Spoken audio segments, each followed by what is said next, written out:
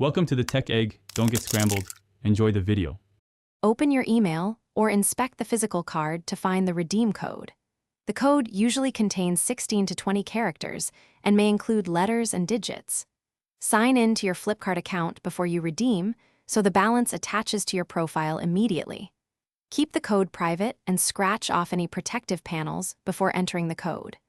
Do not share the code with others or post it publicly to prevent unauthorized use of your balance. Add items to your cart and proceed to the Flipkart checkout page to redeem.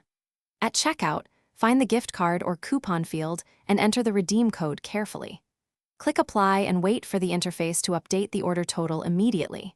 If your order exceeds the card value, pay the remaining amount with UPI, card, or net banking. Review the payable amount after applying the gift card and confirm the payment method before completing your purchase. After redemption, verify the remaining gift card balance in My Account or wallet on Flipkart. If a code fails or shows invalid, gather the purchase email and code details and contact Flipkart support quickly. Provide order numbers, screenshots, and the card serial if available to speed resolution. Be aware that expired cards cannot be redeemed, so check expiry dates before buying or gifting. Keep records of transactions and